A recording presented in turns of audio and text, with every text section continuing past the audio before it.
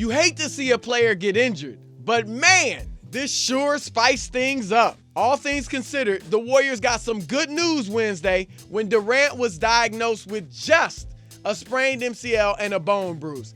He'll be reevaluated in 4 weeks, and while he's out indefinitely, a return before the end of the regular season has not been ruled out. Along with Golden State, we're all breathing a sigh of relief because you never want to see a player get injured long term. That being said, there is now uncertainty in the air. After all, who knows when Durant will return or how well he'll play once he does get back. While it may sound cold-hearted, KD's injury has actually injected some much-needed drama, suspense, and intrigue into this NBA season. Suddenly, questions abound. Will the Warriors win the West? Before Durant's injury, practically everyone on earth believed Golden State would reach the finals. Heck, every GM in the league predicted that exact outcome in the preseason. But now, while I still favor the Warriors, especially since it sounds like Durant should be available for the playoffs, things have certainly gotten harder for them. With rust, lost chemistry, and the likelihood that Durant will be less than 100% upon his return, the chances of San Antonio, Houston, and yes, even the Warriors' whipping boys, the Los Angeles Clippers, winning the West have increased substantially.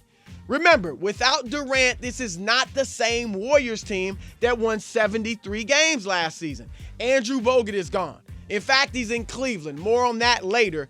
Also gone, Mo Spates, Harrison Barnes, Leandro Barbosa. They've replaced them with young kids like Pat McCaw, sensitive kids like JaVale McGee, or old men like Matt Barnes. Who knows how those guys will respond on the big stage of the NBA playoffs?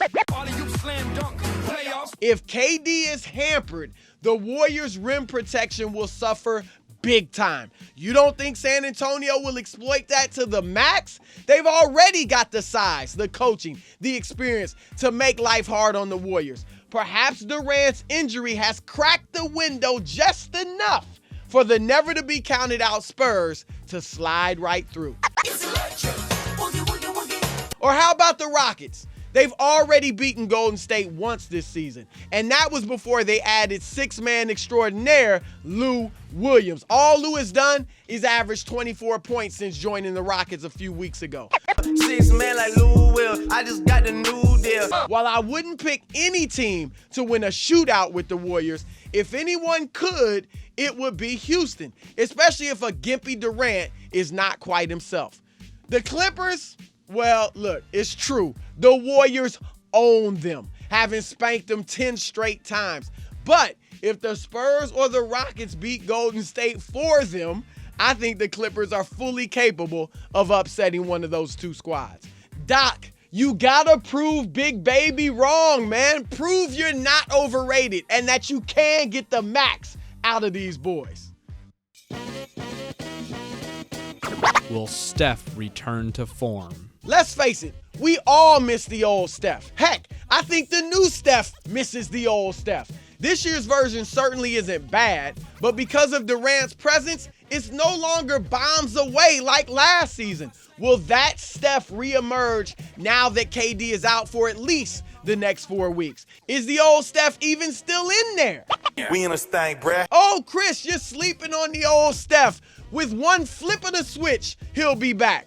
Okay, but Steph's been trying to get that mojo back the past 2 months. Over that period, he shot more than any other Warriors player. He's no longer deferring to Durant. Durant only shot 14.5 times a game in February.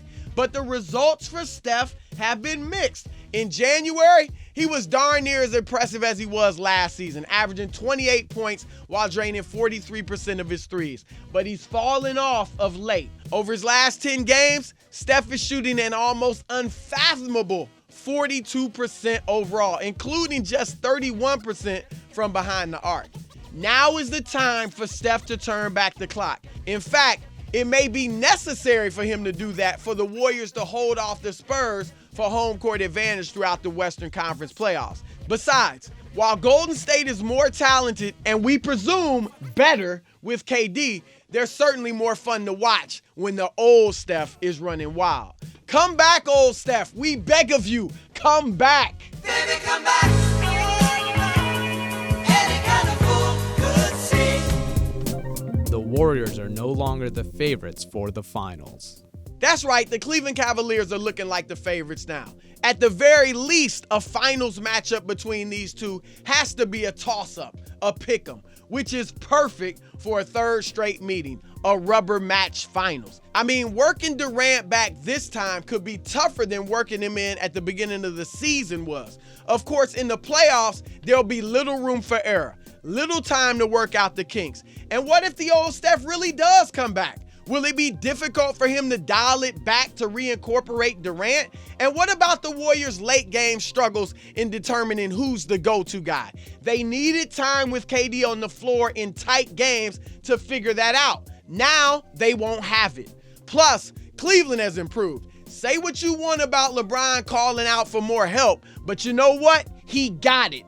Dude should be Executive of the Year. With the additions of Bogut and Darren Williams, the Cavs could now field 2 starting lineups. While Golden State's depth has suffered, Cleveland has become the deepest, most versatile team in the league. A week ago, there was legitimate fear that Golden State could actually win every series, including the finals, in 4 or 5 games. Now, we could definitely see a few 7-game thrillers and maybe even an offseason when the Warriors are once again forced to go back to the drawing board. Here's the 2 worst-case scenarios for the Warriors. Either a rusty KD returns, the chemistry is jacked up, and they fail to win it all. Or KD doesn't return this season, and the Warriors are beaten in the playoffs. In the end, either situation could actually work out for Durant. If the Warriors, for whatever reason, lose this season, it could lead folks to have more respect for the future titles Durant does win in Golden State. Remember, that's what happened with LeBron in Miami. When he lost to Dallas in 2011, it proved that his path to a championship, even with a star-studded Heat club, would not be easy. So when he finally won it the next year, he got love and widespread praise. The same thing could happen to Durant. If the Warriors roll through the playoffs and the finals, dismantling everybody in their path, some will think KD took the easy road to a ring. But if he loses first, if climbing a mountain, even in Golden State, proves to be difficult and challenging, he'll get more respect when he finally does lay hold of the Larry O'Brien trophy. And if you don't know, now you know.